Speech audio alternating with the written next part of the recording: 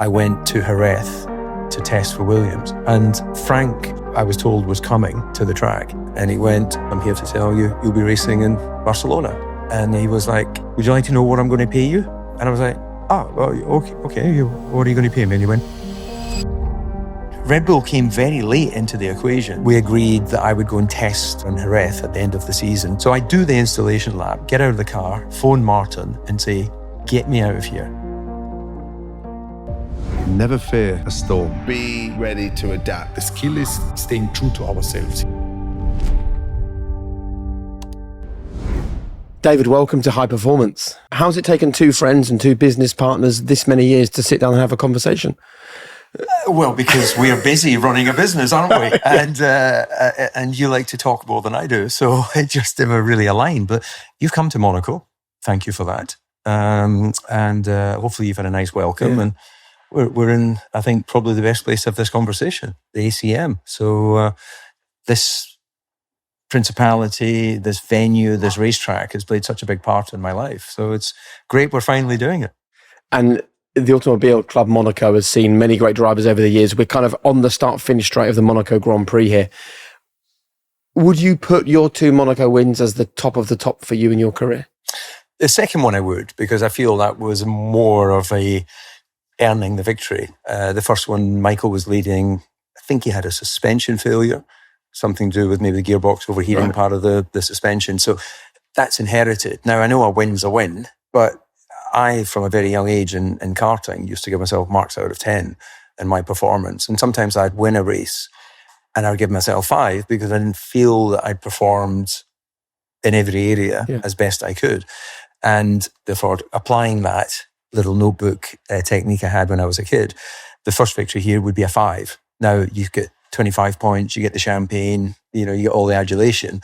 But in terms of inner peace, inner feeling of I did something that was at the top of my game against other high-performing sports people, then the second one, I think, I give myself 9 out of 10 for that. So what happened in that second one that meant it was a 9 out of 10? I didn't have pole position. I started second, but I out-launched Juan Pablo Montoya. Grand Prix cars only generate downforce with speed. And he's a chubby little fella, so probably a bit sluggish off the line. So I was able to jump him into the first corner.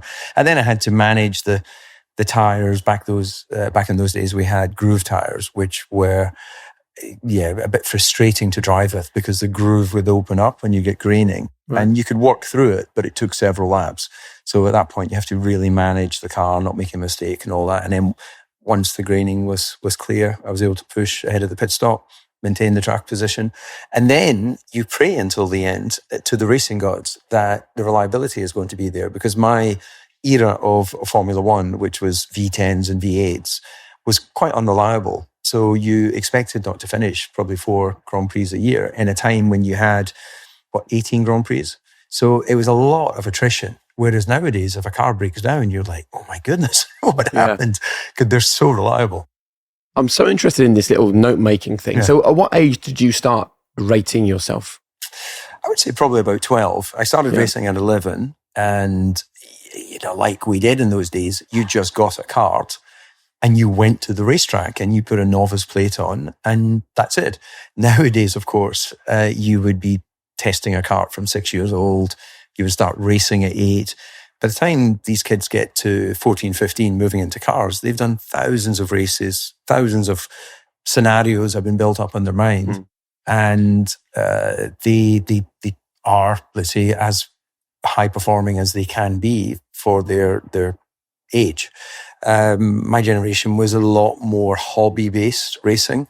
So in the beginning, it was purely that. It was a fun thing to go and do. And then in my second year, you win the Scottish Championship, and it's like, oh, okay, that's good for Scotland.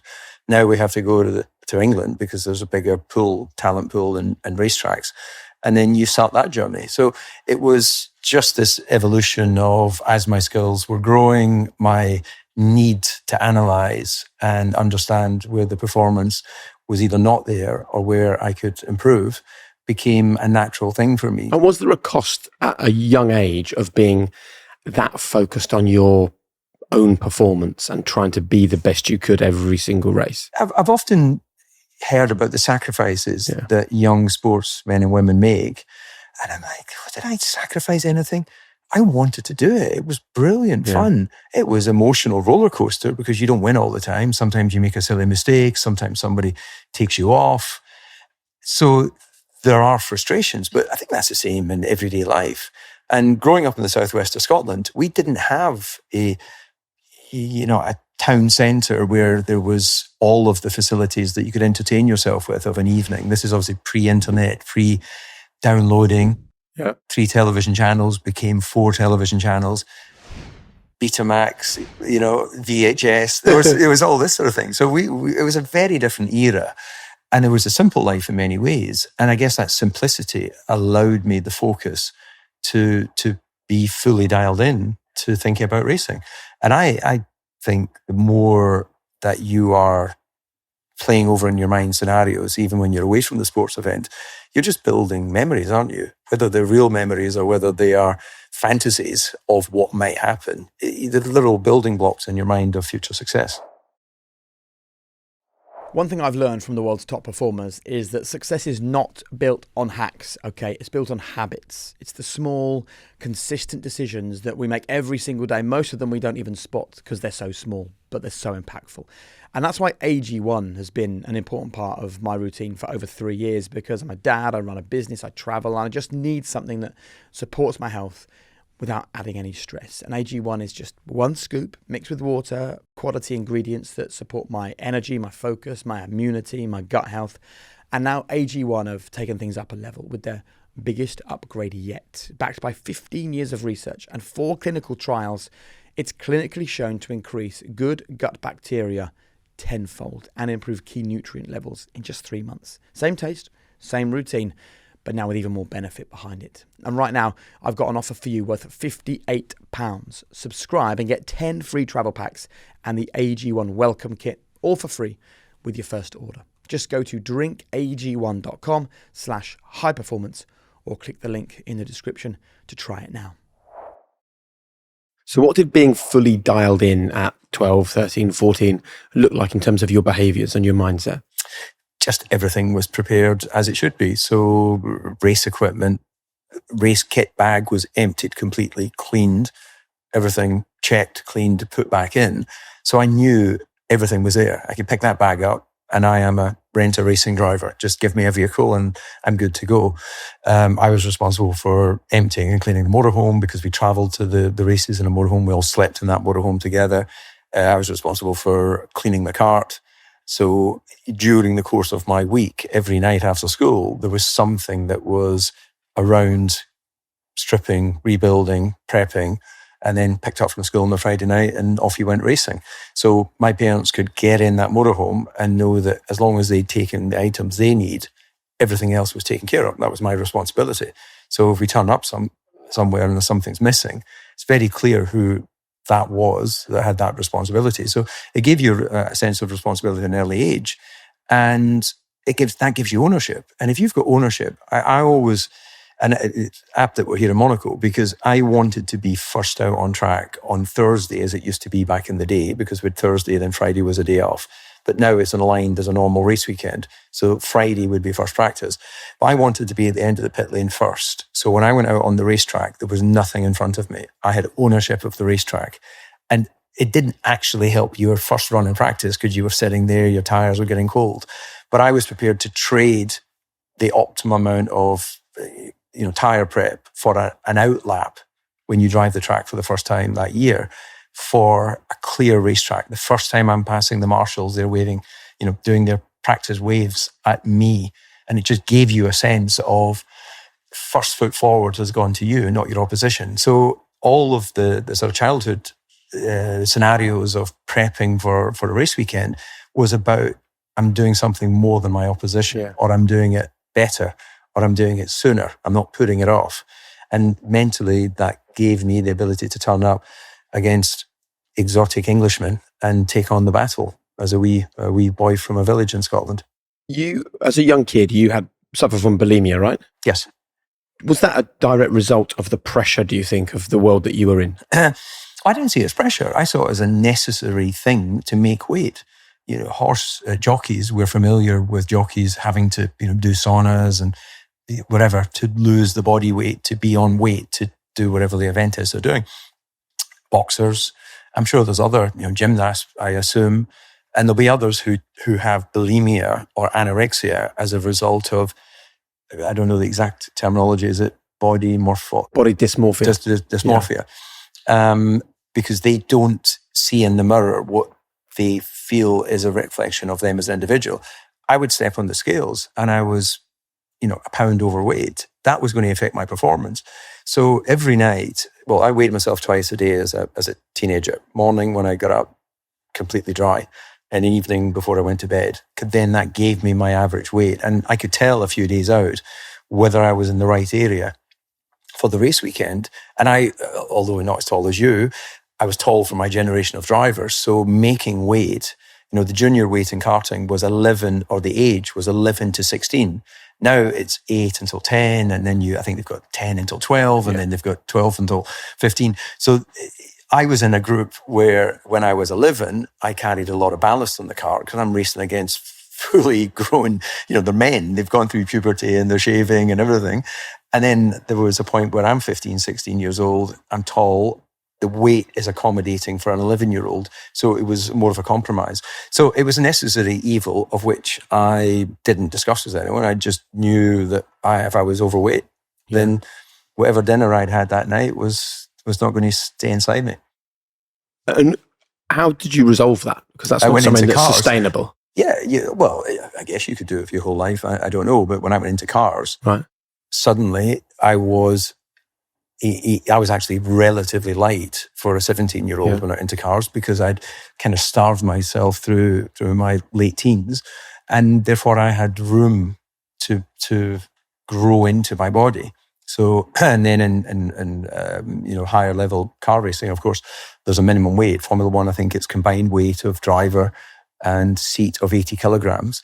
So that means that people like Max Verstappen can race against people like whoever the smallest driver is, Yuki Tsunoda, who's probably 60 kilos. Max must be high 70s. So in Alain Prost's time, he used to negotiate with the Formula One teams and say, look, I'm Nigel Mansell's my teammate. He's 78 kilos. I'm 58 kilos. 10 kilograms is 0.3 of a second. How much would you spend in performance to get 0.3 of a second? So he could guarantee he was half a second quicker than his teammates based on weight without pushing. So that was how he negotiated his salary to be paid more because he was a good driver and he was small. Then they combined the driver's weight early 90s, it must have been, late 80s, early 90s. The driver had to be a minimum weight. And then an advantage, although Alain went on to win another world title in 93 against Damon, his teammate, but he didn't have the advantage he had in his early career. So it was really a way of you trying to find an early edge or trying to make sure that you were doing everything that you could to go racing and race successfully. Yeah, well, it was also, I'd say the other way, it was making sure I didn't have a disadvantage because if I was overweight, I had a disadvantage. An edge would have been if they didn't include, a weight and I could have got even lighter. But of course, you're always looking for every advantage you can. And if it's psychological, excellent, if it makes you feel good. If it's a physical thing, then why would you not? And when I look at, I was involved with W Series, which has morphed into F1 Academy. When I look at the talent pool at that time, and some have gone on to have professional careers, and it's great to see that, and others have gone on into television, and it's great to see that although racing didn't work out for them, it was a launch board for female talent. And the reasons why, through my sisters and her memory, why I wanted to help women in just motorsport. for people that don't know, you kind of have a bit of guilt about the fact that your parents put all their weight behind David because your younger sister was a few years younger and she kind of had to sit and watch, right? Yeah, she was 6 years younger. She did kart. She did win some races. She did have good talent. She grew up with two older brothers. So I think the expression is tomboy. We all had little motorbikes and we all had little buggies and, we're in the countryside. So she embraced all that and she was naturally very talented. But as my career progressed, the focus went on when I was 17 winning in cars. I won 22 out of 32 races in my first season and got signed to Paul Stewart Racing by Jackie Stewart. So my sister's now 12. And I drive a Formula One car for the first time a year later. She's 13, and then her racing stopped because we were all off as a family, including her, watching me look like I could take a hobby and make it a profession. So when she passed 13 or 14 years ago now, it really sort of entered in my mind that I wanted to do something in her memory that would make it highly unlikely that any other young talented girls out there who've got either an older brother or a younger brother, because no one really saw the route for girls to make it a motorsport, then they would be supported, and not in a not in a sort of just tokenism way. Put someone there because they're female, on talent, on merit. All of the science shows there's no reason why women can't compete at the highest level against men in cars. The numbers would suggest it won't happen because we haven't had a number of women do it. But there's a lot of things that happen for the first time in the last 100 years. So in the next decade or so, I expect to see a very talented female racer in Formula One. And had you ever had a chance to talk to your sister about how you felt before she passed away? Yeah. I spent a lot of time with my sister. She had her own difficulties later in her life, a sense of where she fitted in. She saw my brother, he runs the family business, he was married with kids. I was, at that time, successful Formula One driver. So she struggled a little bit in the sort of, the slipstream of my brother and I, where she fitted into all of that journey. And she came, I always said to her, you're welcome anywhere where I go. Never nice to put a condition, but there was one condition. And the condition was, you've got to move at my pace because I'm on a mission. I've got an opportunity. I cannot wait for family to sort of keep up. The family created the opportunity, but there was a certain point where I've surpassed their knowledge. I've surpassed their experience. You go from being a boy to being a man. Okay, you're a young man, but there's a certain point where you've got much more knowledge of the industry than your mum and dad who created the opportunity have. So there's a point where you naturally are now the lead. And on that basis, they naturally fall in not wanting to be in the way. But there can be a moment where you're trying to get somewhere and they're slightly behind you. And for me, a team walks together. A team is like a front line, like a military, like an army going on the front line. Of course, you need someone calling the shots and making the decisions. But do you really want to be arriving at the attacking army as the very first person? Maybe by the tip of your sword, but you never use, warring as an example. But ideally, you want your team arriving on the front line with you together. So you've got to move at the same pace. That so reminds me of when we very first started working together. And it was me, you and Eddie Jordan moving up and down the pit lanes of the world, which few people were doing at that time. Do you remember that all the camera crews were in the paddock? No one was in the pit lane. And I remember you going, Jacob, keep up. That's my awful Scottish accent. But the speed at which you walked, and even if someone goes, David, can I have a photo? You were always very polite. Absolutely. But we don't stop walking. We carry on at the pace that we're moving. Yeah. So I'm interested where this energy or this need to operate at this speed came from. I understand that now your desire for equalizing, women's opportunities in motorsport comes from the death of your sister, right? And the lack of opportunities that she got because of your success.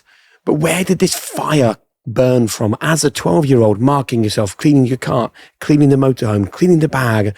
Where do you think this need to do all this came from? Well, it comes from your family, ultimately. My brother, who's 3 years older, had the opportunity to go racing. He was naturally talented, good at motorbikes, good at driving. He didn't have the competitive need. I enjoyed the competitive side. I enjoyed gauging myself against others. I was also fascinated by my shared passion to watch Formula One with my dad.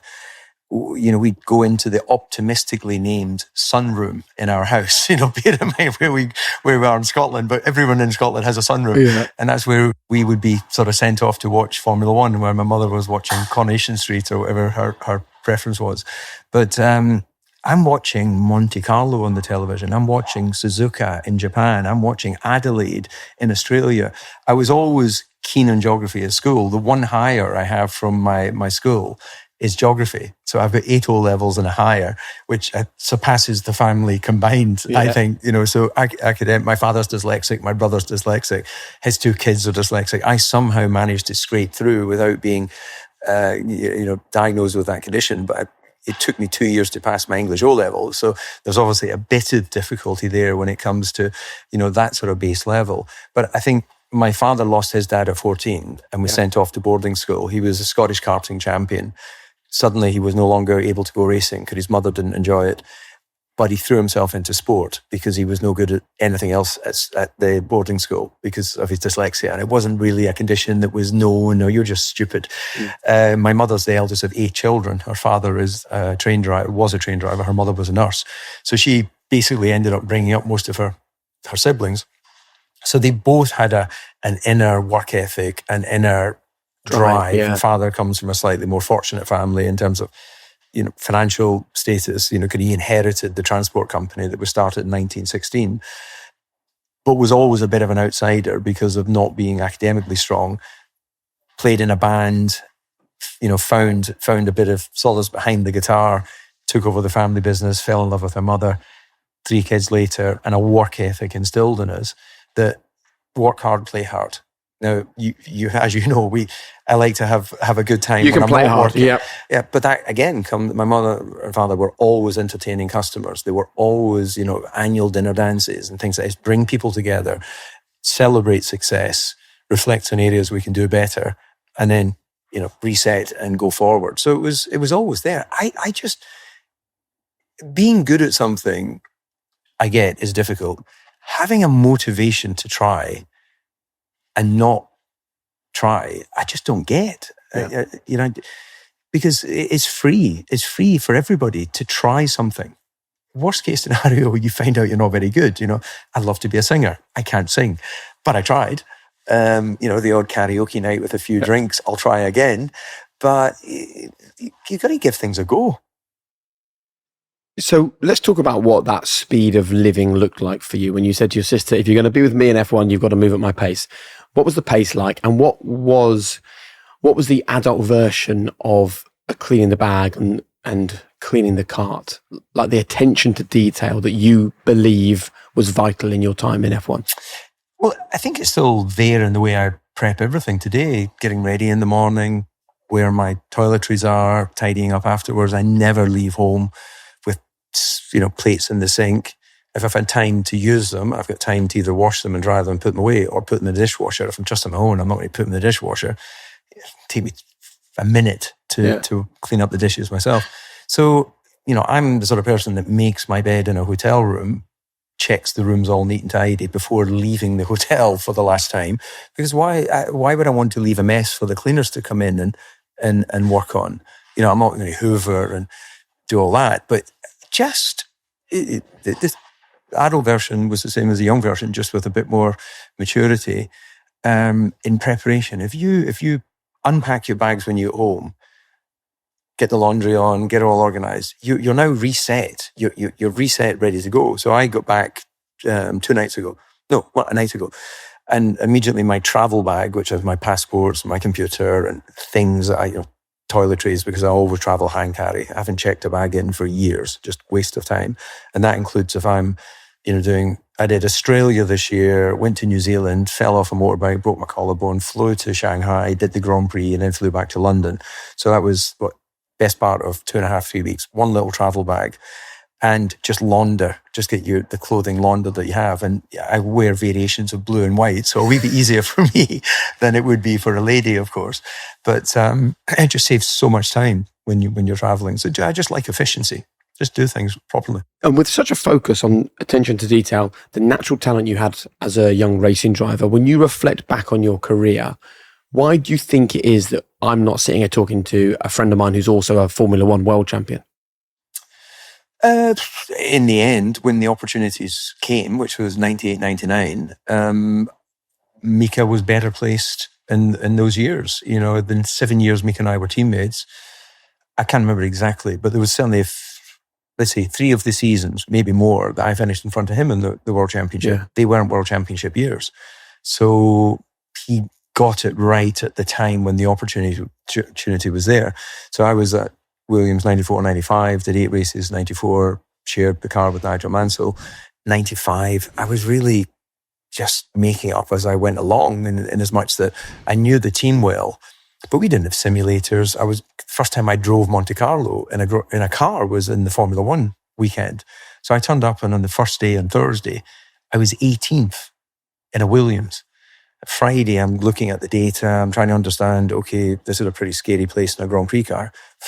Come Saturday, I qualified third. So I made progress, but I was learning as the Grand Prix were coming at me. And then I went to McLaren for 96. And then 96, Damon won the World Championship. 97, Jacques won the World Championship. And in 98, Mika, who was my teammate at McLaren, won the world title. So that Williams 2 years that I could have stayed there but went to McLaren, I wasn't in the car. Yeah. And then by the time we had the car at McLaren, Mika he was better at qualifying. He was more accepting of that. That's the car. Let's just get on with it. I was always looking for perfection. And when I got perfection, I could beat Michael, Mika, and all those guys. And, for those, I think the expression is the haters. For those out there who don't rate me as a driver or don't rate me as a person based on what I do in television today, if you put all that to one side, the results don't lie. And there's a few examples in my career where I was world class, beating world champions, sometimes in the same car. I never raced the same car as Michael, but Mika clearly is a revered 2-time world champion. But I didn't have the consistency. And I worked with sports psychologists. I worked with having my brain waves analyzed. Today I can trigger my alpha wave by tapping my leg, saying alpha now, and my brain frequency will go to alpha, which is a very receptive frequency for visualization and deployment of visualization. You still have that? Because once you learn it's a bit like juggling. Once you learn how to juggle, you can't unjuggle. When you don't know how to juggle, it's really difficult. When you've had your brain frequencies monitored and the frequencies displayed to you on a computer program, there's so much chatter going on with our brain frequencies, noise and everything going on. But you can bring yourself in. For people who meditate, they're probably in that state without calling it the alpha wave. They just call it a meditation. Yeah. But that is a very receptive way for taking in information. And so, I can put my brain into that level. And when would you go to that state in a Grand Prix weekend? Prior to qualifying, prior to the race, visualization, even if I just wanted to chill and be calm for some moments. So I believe that I tried everything to be the best version of me. But I'm pretty sure that, I'm very sure that Kimi Räikkönen's got no idea why he's so fast. He's just fast. But let's use tennis. I'm not sure if a Nadal or a Djokovic or a Federer, they know they work hard. They know how hard they've worked. But how can, when they're stretched and the ball's there, and you see photographs of them hitting a ball where they're not even looking at the ball because they're under so much pressure to get that ball returned. To do that would bring the racket here. To do that releases the racket. They are instinctively and intuitively sensing based on the last time they saw the ball where it's going to be. And 9 times out of 10, whatever the number is, they get the ball back, or at least they get to the ball, where maybe the other guys that are just on the cusp of the top 10 can't take their eye off the ball, therefore don't quite get to the ball or something. I don't know if that example makes sense. They're instinctively made to be good at tennis. And that's why I don't think you can manufacture a miracle, to take a line from a Robbie Williams song. You can make average better, but I don't think you can make good exceptional. I don't. I think that anyone that you've spoken to in this chair had the exceptional gene in them. Yeah. I didn't have it, but your Mikas, your Michaels, your Lewises, your whoever the great champions are. And I'm sure it's the same in business with work ethic. What was it that they didn't see the danger, they saw the opportunity? Was there a time you were on track with one of those drivers and saw something and thought, wow, okay, that is just another level up? I can't say that I saw it. I could see it in the data. Because and that's where your teammate, you get a direct comparison. So if you've done a lap and you go, right, that's as fast as I can go. And your teammate is 0.2 quicker. And you look at the data and you go, and 0.2 around an entire lap is a tiny amount of time. But in racing terms, 0.2 is a gubbing. Formula One today, regularly pole position is by 0.5 or something like that. It's incredibly close. The winning distance between Usain Bolt and the guy, whoever it was, who finished 8th in the Olympics, as a percentage, was larger than the difference between 1st and 20th for, I think it was a Shanghai Grand Prix qualifying. So that's over 6 kilometres. The percentage difference, it was tighter on the Grand Prix grid, involving lots of corners, lots of distance, engines, gearbox, aerodynamics, than 8 incredible athletes running 100 metres. And the only person who remembers who finished second is the family of the person who finished second. We don't remember, unless you're an athletics commentator, you only remember the winner. That's the sort of margin you're dealing with in elite sport.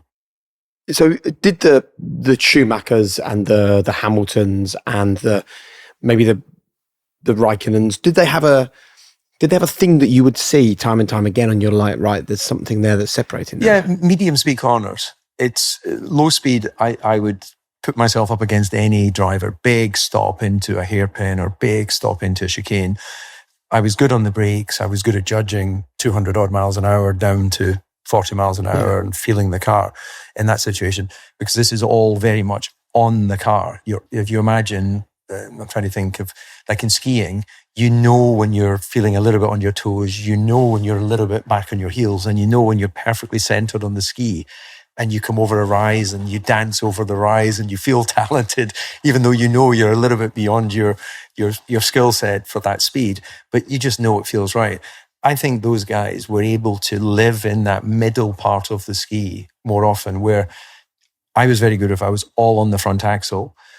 I was not very good in medium speed corners, because a medium speed corner is still quite fast. Let's say it's 100 miles an hour. So you're turning into a medium speed corner.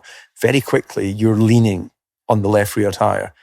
That's just the nature of a medium speed corner. You're not on the front, you're not completely on the back, and you're not in the middle. At high speed, you will be on the middle because you're aerodynamically balanced. I think they were very good at that transition from front axle reaction to it suddenly squatting and the rear tire moving. I would be a bit, is it there or is it not there? They just went, yeah, it's there. And that would often give them the advantage. And I think I've never seen anyone else describe what I've just described. I've never had anyone else explain that to me in a way that I've just explained it to you. I've seen lots of people talk about they can watch a car and watch the differences in driving. And to a certain extent, I can relate to, I call it the body language of the car. You can see when a car's hustling and you can see when a car's docile. But other than that, I don't think I'm able to watch it and go to you, he's going through there at 102 miles an hour or he's doing 98. Yeah. I'll leave that to others.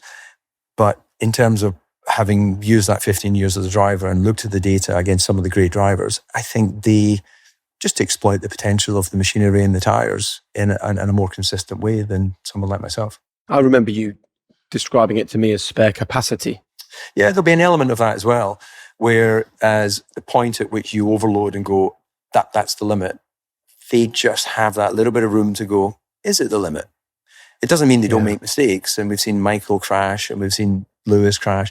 Of course, they get it wrong occasionally. But I think their spare capacity to exploit potential opportunity is there. When the word potential is one of the most overused words in business and in sport. Gets people excited about what might be around the corner. Yeah, this business opportunity's got lots of potential. Yes, yeah. I want to talk to you about dealing with emotion. One of the things which always amazed me, actually, I remember the first time we did TV together, I had reached my own limit just hosting a television program, and I turned to you and I said, what a buzz that was. And you said to me, son, do you remember this? Son, I've been through Eau Rouge, wheel to wheel with Michael Schumacher. Yeah. Being on the TV is not a buzz. What I used to do was a buzz. But you seem to have this ability to deal with highs and lows and not allow either to really impact you too much. I remember you explained to me once that you, as a driver, you would watch your mechanics celebrate a win far more than you were celebrating a win. Or if you crashed out, they'd be utterly devastated, and you had this ability to kind of move through. And I guess, your career in Formula One started from a tragedy, the death of Ayrton Senna, which gave you your opportunity. And if you'd spent too much time dwelling on the tragedy or the pressure that was going to suddenly give you, it would have done you no favours. Yeah, I think so. I think also I'm conscious that whatever works for you works for you. So I don't believe in this sort of dictatorial, you must do it this way, otherwise you won't be successful. Whatever works for you works. But sometimes we need a bit of guidance. And what I would say is the less you show emotion, a bit like a poker table, poker is a game of good fortune, and it's about hiding your hand and playing the percentages and a little bit of hope and a little bit of luck and those sorts of things. So you have to have that poker face, I think, to be strong in a sport like that. I never have played poker, by the way. I'd probably get a good hand and be sitting there going to completely throw out of the, what I'm about to say. But I would say to my son when he was racing, just don't show the emotion if you've had some success, and don't show too much emotion when you've had disappointment, because this is all little building blocks of knowledge for your competitors, and it's your tell. And, I used to sit opposite Mika or opposite Damon or opposite Kimi, various teammates that I had. I'd have my engineers, they'd have their engineers. And you're listening to your guys, but you're definitely listening to their conversation because you're wanting to get intel. Where are they with their car? Where are they with their setup? You'll get the information at the end of the day, but anything that helps give you a bit of guidance. Are they in a happy place? Are they a bit nervous? It's being competitive means you want to know the form of whoever it is you're competing against and build up that knowledge to your benefit. So yeah, I think I was always a little bit shy to celebrate because it always felt like it was showing off. Yeah. I remember when I had my first podium, my manager was a guy called Tim Wright from IMG, and he said to me, were you happy up there on the podium? And this was in Estoril 1994. And I went, yeah, I was really happy, thank you. And he went, well, next time can you tell your face? Could you look pretty miserable? Because his perception was, this is amazing, we've just finished second in a Grand Prix. And I'm like, well, I didn't win. Let's keep in perspective. We're there to win. Yes, second is a podium result. That's an important result in the building block, the stepping stones to... But if you go big time on a second, what have you left yourself when it comes to the win? And I'm always the optimist in life that the best moment is coming. So I often get that, what was the best meal or the best movie or the best day? And I'm like, I understand the question, but I hope, not in a greedy way that more's to come, but I just hope the best is going to be whatever the end of my journey is. Yeah. That will be the best day. You're an optimist. Yes. Where were you when you got the call about replacing Ayrton for Williams? Well, I was, the day he died, I was at Silverstone. I was doing the Bank Holiday Monday race for a team called Vortex. The team manager was Ronnie Meadows, who is the sporting director now at Mercedes Grand Prix. And the tyre supplier for Formula 3000 or Formula 2, as it was at that time, was called Avon. And there was one truck, their truck, and it had a television that had the Grand Prix on. And I was just watching on the telly when the crash happened. And I think I had still to go out and qualify for my race on the Sunday. And then we raced on the Monday. And I saw the crash. I thought, that doesn't look good. And I spoke to Ian Cunningham, who was working at Williams, a friend who helped me get the test drive there. And he obviously explained, Ayrton's gone. And the team is, my manager who was there, I was asked about it straight away, you're the test driver, will you be going for it? And I said to my manager, we don't call Frank Williams, we don't call Patrick, we don't call the team. They know who I am, they know where I am. I've been testing for them for 2 years.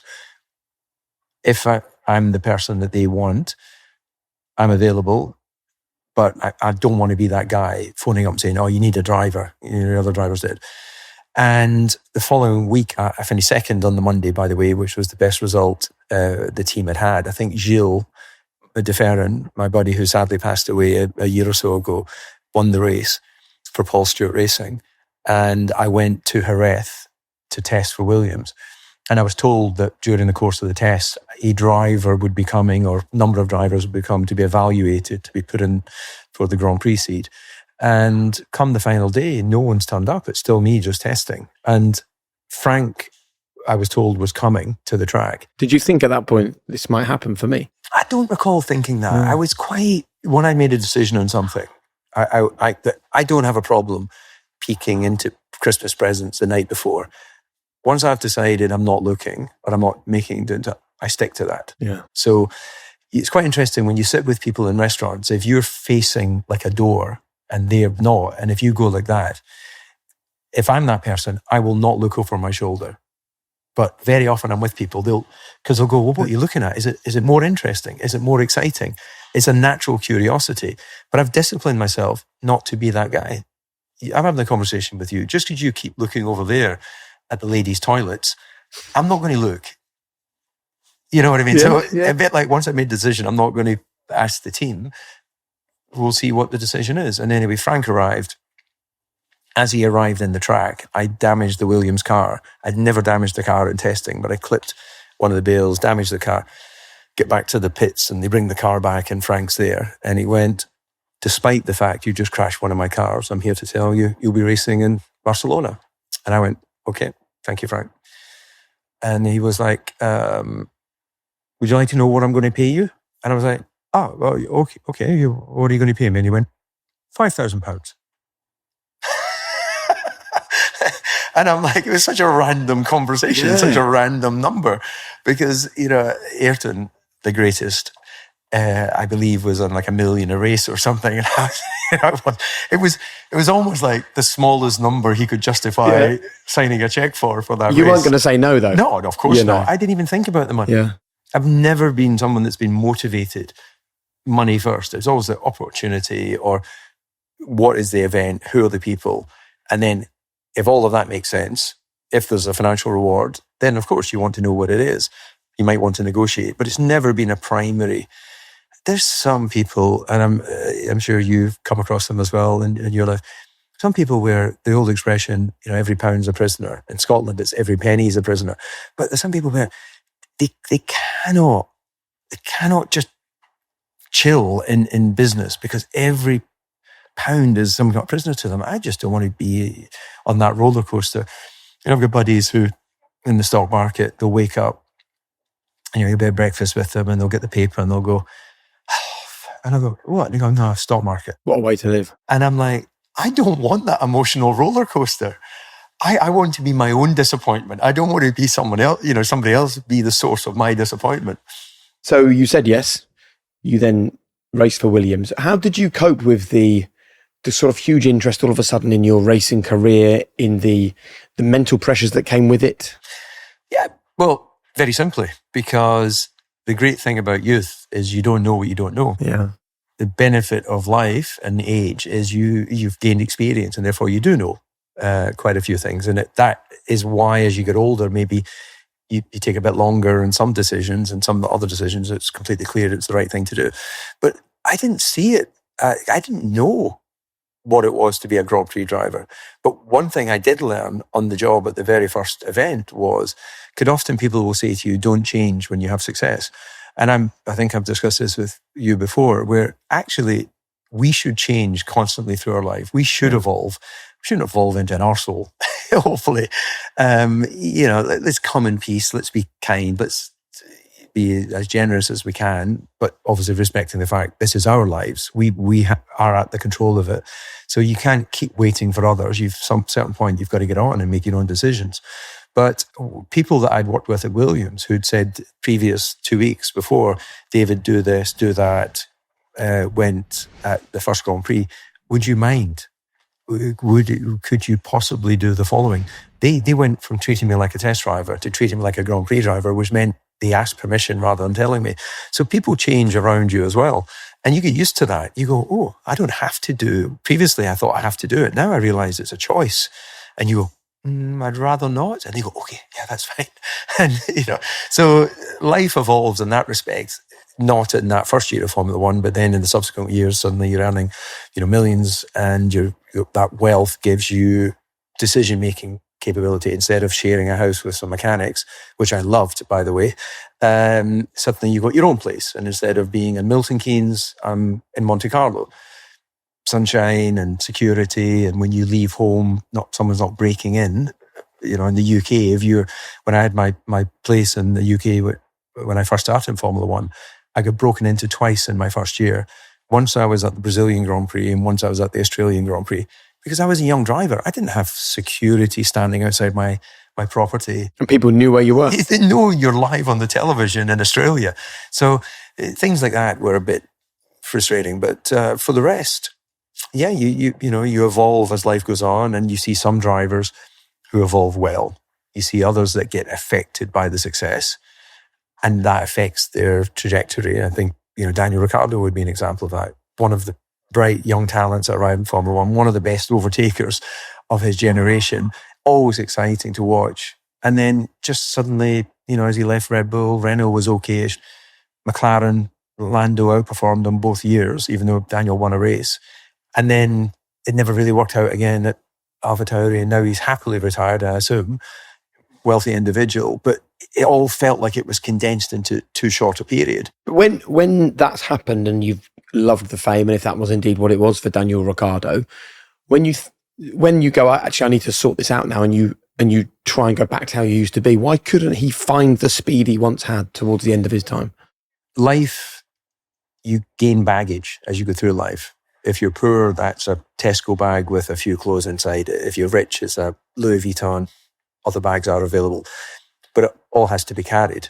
So whether it's baggage of wealth or whether it's success, or whether it's baggage of poverty and difficulty, it's got to be carried to try and get to the next opportunity. And for some people, maybe they're not able to let go and actually take themselves back to the moments it was the freest point that saw their performance at the highest level. And as we evolve, some people evolve into another phase of life where they don't have that need, they don't have that desire. It was our buddy Martin Brundle that used the expression that you don't lose the speed, you lose the need. And I liken it to a boxer.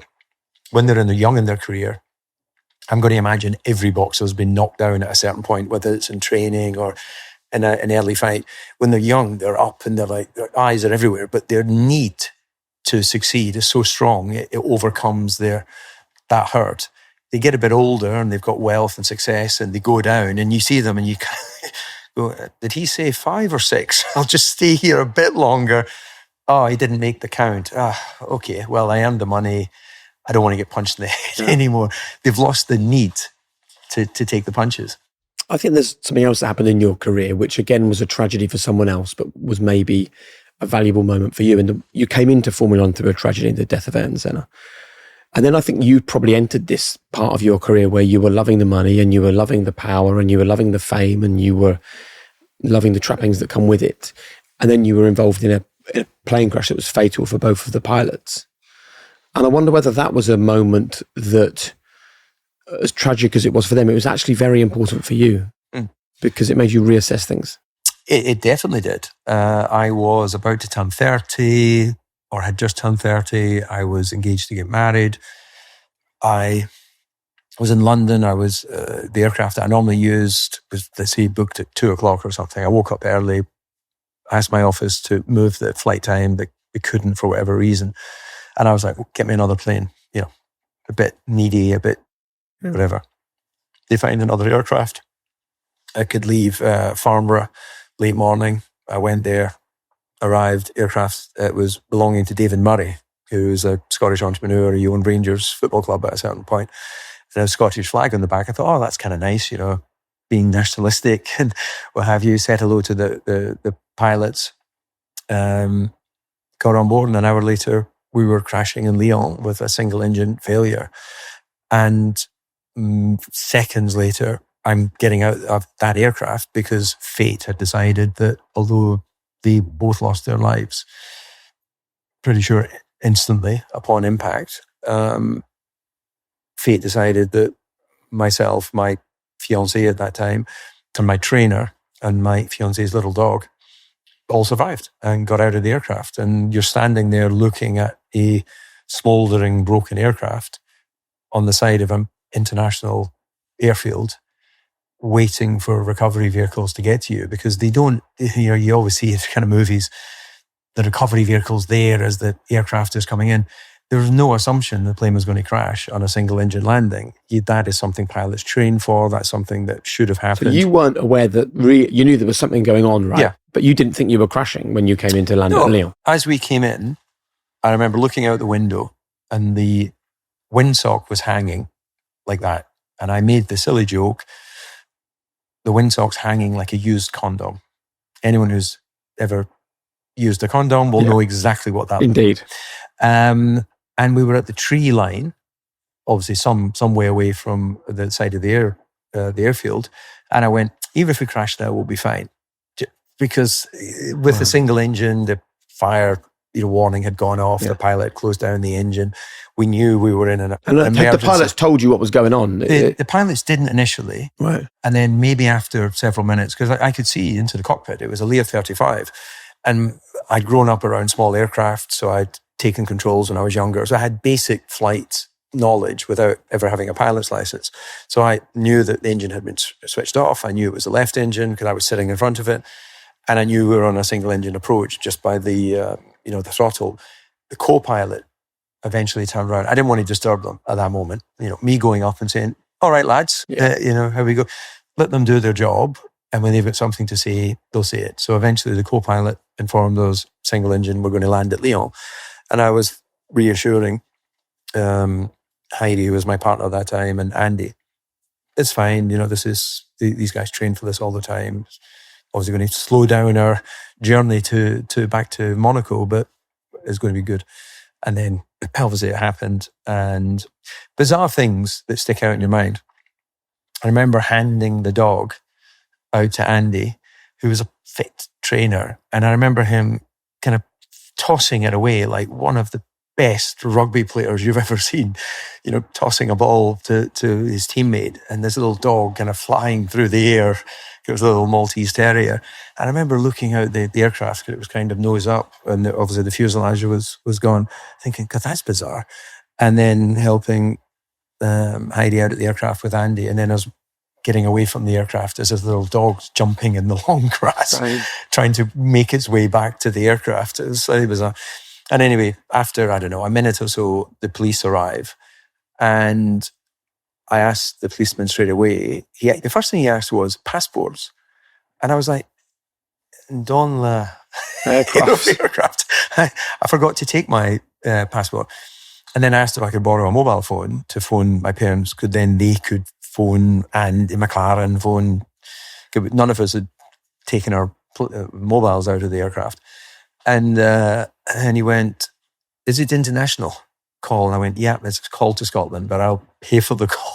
It was just kind of bizarre set of circumstances. And then the realization, of course, I knew the pilots were dead. That's horrible, tragic. Their families have lived with that. They were married, they had children. Their lives were changed forever in that moment. And I was given, along with Heidi and Andy, a second opportunity. And that was the Tuesday before the Spanish Grand Prix. And we got driven back that night from Lyon to Monaco. We got home late. And I remember lying in bed. Sometimes you get that kind of shiver through your body. I had that little shiver, and I went, God, that could have been it today. All over. 30 years old, done. You're just a footnote in a column somewhere. And I was like, right, how have I done so far? And what are my aspirations going forward?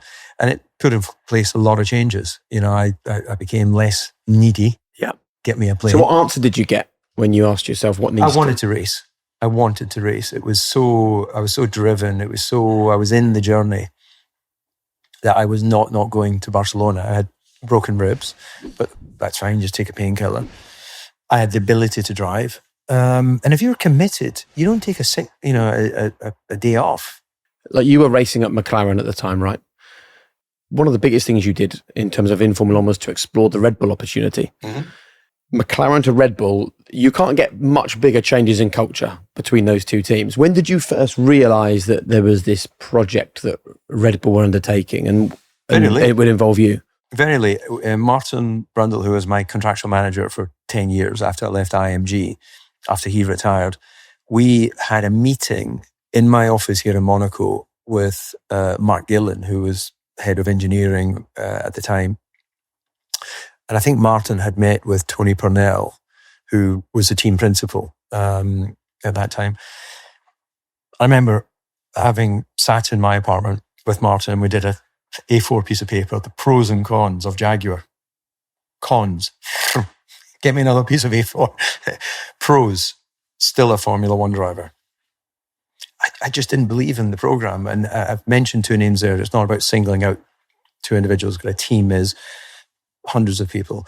But the ownership structure in America with Ford, they had to communicate, go there, do presentations, come back to the team. I'm used to Ron Dennis going, let's do this. Everybody does that. Yeah. That doesn't work. No problem. We tried. Let's do this. He just made decisions. He trusted his engineers. He wasn't the designer, but he was a leader of the team. He sourced the funding, brought the people together. He made decisions and actioned those decisions very quickly. And that way of working was instilled in all of the senior people. They were empowered to make decisions. Own it. If it works, well done. If it doesn't work, explain why you decided that rather than what were the other options. There were no other options. Excellent. We made a decision. We found out it didn't work. Let's now think of what another option could be. Jaguar, I didn't feel were going to be anything more than just another racing team of which I could be a racing driver, be a Formula One driver. So I decided that I wouldn't race for them. I'd rather stop, be a test driver somewhere. And to that end, I reached out to Jean Todt, Flavio Briatore, Patrick Head and Frank Williams. Spoke to them all about the possibility of being a test driver in 2005 rather than racing. Wow. To prove that I still had potential, that overused word, prove that I was still hungry. And did you know at this point that any chance of being a Formula One world champion was gone? No, because you that's your inner belief when you're on the journey. But at that point, I'm now, what are the opportunities going forward? That's 11 years into my Formula One career.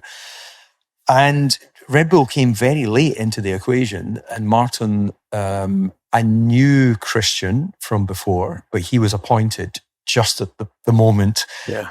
He was brought in as Tony Purnell was led out, and his coffee cup was still warm on the table. It was kind of, change of ownership, change of management, all happened at the same time. And then Martin had spoke to Helmut Marko. And I don't think Helmut really thought I was that interested or represented Red Bull, the older generation and everything. And he made an offer which basically, my cost of living was more than what they were offering to pay. And so we did a bit of negotiation. They wouldn't budge on the numbers, but I got a whole bunch of badges on my race suit and my helmet, which have value, of course. And we agreed that I would go and test what was the Jaguar car in Jerez at the end of the season, but just with stickers on it saying Red Bull. And I was meant to do 2 days.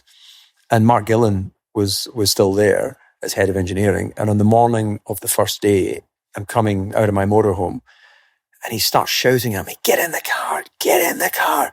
I'm like, this guy's a bit uptight. And he's like, we've got to be first out at 9 o'clock.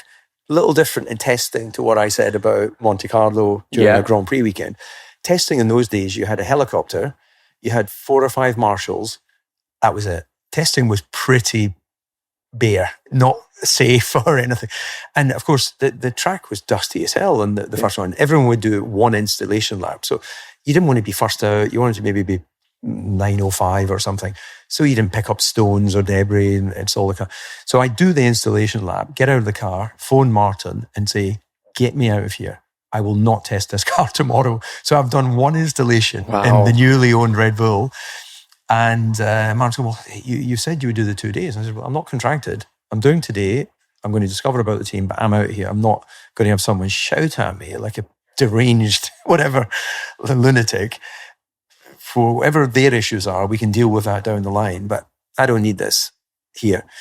And anyway, Mr. Marashitz came to the test. I met with him, discussed what I thought the undertaking would be in terms of investment and time, he was like, absolutely. First, we get credibility, then we win the World Championship. That was his... He said that right back in 2005. Absolutely. Said, I want to win the World Championship. It's going to take time. I get that. That's why we have you with your experience within the team. So get away from there, fly to sign the contract, because I hadn't signed a contract at that point, in Austria with Mr. Marichis. So I'm sitting having lunch with him. I take him a Theo Fennell silver Red Bull can with no top on it, because I thought, what can you give a billionaire? I thought, and a little Red Bull can, beautifully engraved. He can put pencils in it. He can use it for toothbrush.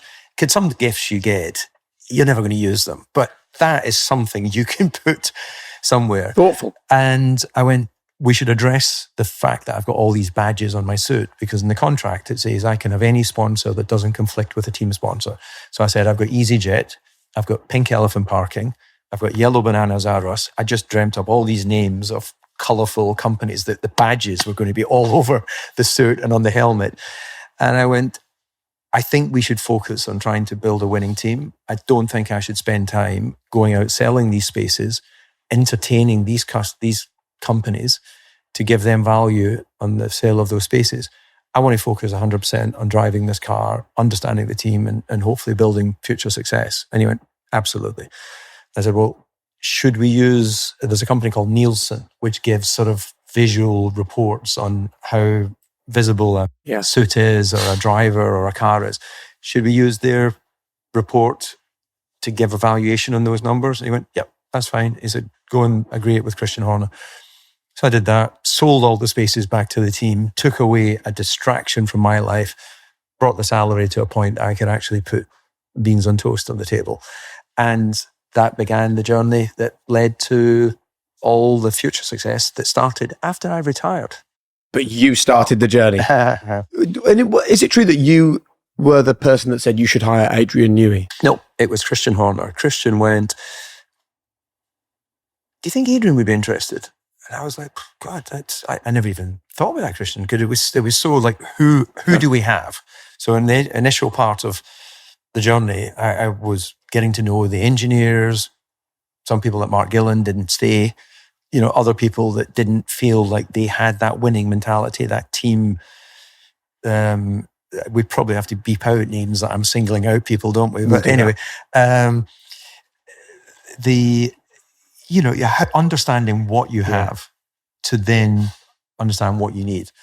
And so Christian, I guess, being a step back, because he'd never been in Formula One. He'd never mind run a Formula One team. So he thought, what do you think of this guy? What do you think of that guy? And so I went, okay, Adrian, yeah. Well, the way to Adrian is Marigold, his wife, manages his career. So why don't I set up a dinner with us all? So set up Marigold, Adrian, Christian and I. We met at the Bluebird on King's Road, which was conveniently close to my apartment in London. And we met in the private room there, sowed the seed, brought him out to Austria to meet Mr. Marichis a period of time afterwards. And initially, Mr. Marichis was like, when he understood what the investment would be in one individual, said that he felt that was too much for one person. And to which I said, well, you would pay that for Michael Schumacher and more. All he does is drive the car. If you have a car that is the best in class, then you can have average drivers win Grand Prix. And anyway, that point was taken. He agreed to sign Adrian, and that started another phase for Red Bull's future success. What a story. And it's been lovely to have this potted history of what your life has looked like in Formula One and outside of Formula One. You now have Dayton, racing in GB4 across the UK. What is the one piece of advice that you're taking from your life in this sport and handing it to him? Everything matters. So I always say to him, everything matters. If you go, that doesn't matter. Well, why doesn't it matter? It's come across your table, your desk. It's come across your mind. So if it's something that in some way influences your day or influences your preparation, then it matters. Even if it seems insignificant. If you take care of everything, there's nothing to be taken care of. You just polish it then. So I always say that to him. And the other thing I say to him, if he's polite and respectful, he will get almost anything he works for. Brilliant. David, How nice to finally have a conversation on high performance. I've got a few quick fire questions before we wrap up. Wonderful. What do you believe is your greatest ever race? Magny-Cours 2000. Why?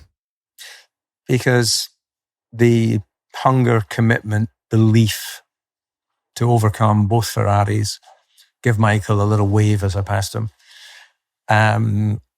to overcome what I felt was unsporting at the beginning and to do it the right way was just a sense of pride. I was at my fittest. I was at my most focused. I was at my hungriest. Lowest point in your career? Well, career. You can take life if you'd prefer. Well, life is easier. Certainly, being in the plane crash was a low because 2 lives, 2 families were changed forever. And the headline is Formula One driver walks away from a plane crash. That, I understand it. Yeah. I understand the nature of the world we live in, of course. But it just seemed so kind of unfair. But life isn't fair. Best bit of advice you've ever been given?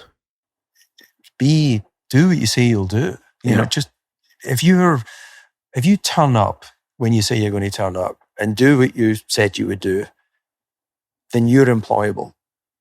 You're employable because a lot of people will turn up a wee bit late or not quite do, all these guys that go, I'll have it to you by 4:00 on Friday, and you're chasing them on Monday morning. Get it there at 4:00 on Friday. Just meet deadlines. Don't make false promises. Of course, if something happens that makes it impossible, deal with it straight away. So I think that would be what I would pass on is deal with difficulties head on and as soon as you can, because it ain't going away and it can only lead to misinformation or misunderstanding. So just be nice. Just do what you say you're going to do. I think that's a great way to finish. DC, thank you so much. Thank you. Well done, son.